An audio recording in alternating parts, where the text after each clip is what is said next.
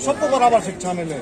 अभी मैं बात कर रहा था मंच पर कि हमारे बच्चों को, गरीब बच्चों को सरकारी स्कूलों में शिक्षा मिलती है और सारी शिक्षा का निजीकरण कर दिया गया है, यानी कि हमारी शिक्षा छीन ली गई है एक तरीके से गरीब लोगों की।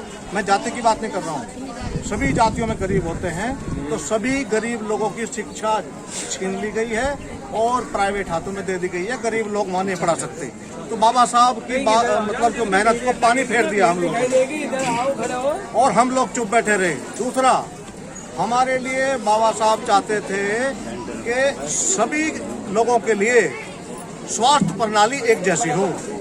हमारा बच्चा बीमार हो, हमारी बहन बीमार हो, हम बीमार हो, गरीबों की बात कर रहा हूँ मैं, तो उनका इलाज भी सरकारी अस्पतालों में हो और जो अमीर लोग हैं उनका भी इलाज वहीं हो जहाँ हमारा हो।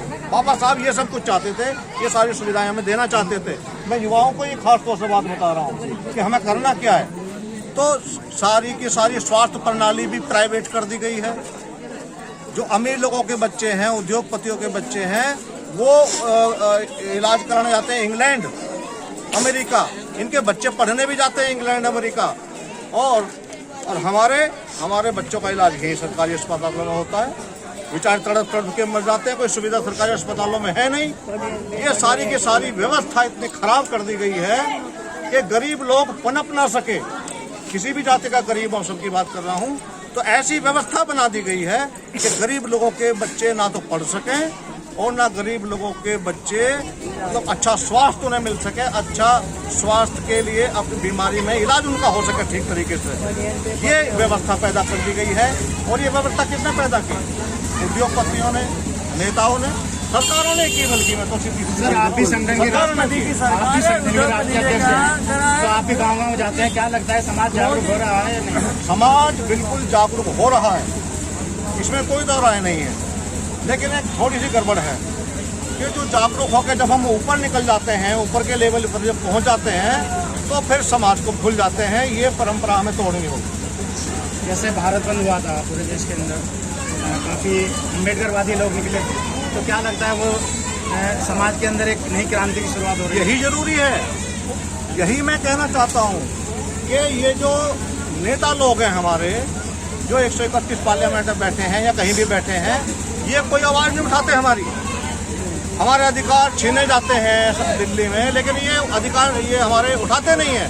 तो हमारे युवाओं को जो 2 अप्रैल 2018 को हुआ, ये बिल्कुल होना बहुत जरूरी था। 13 लोगों की हमारी जान गई, लेकिन उसका परिणाम भी तो निकला, उसका रिजल्ट भी निकला ना।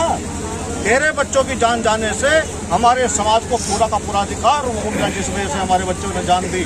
SC ST एक्ट बहाल हो गया।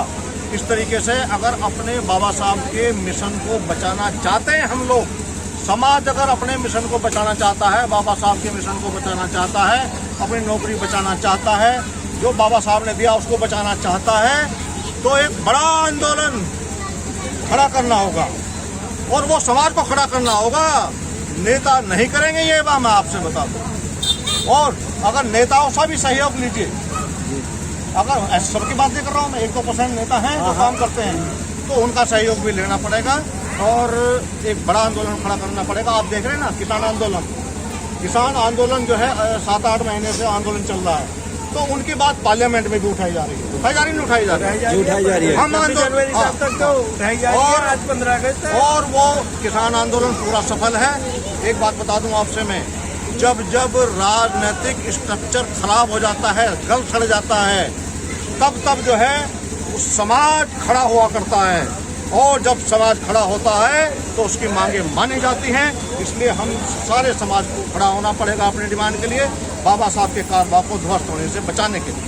सर, आप बहुजन समाज को क्या संदेश देना चाहते हैं आज बाबा साहब की मूर्ति के नाम पर? बाबा साहब को मानने वालों को, पूरे समाज को मैं यही संदेश देना चाहता हूँ कि बाबा साहब के मिशन के लिए काम करते हुए कुछ बातों का ध्यान रखें। सबसे बड़ी बीमारी क्या है?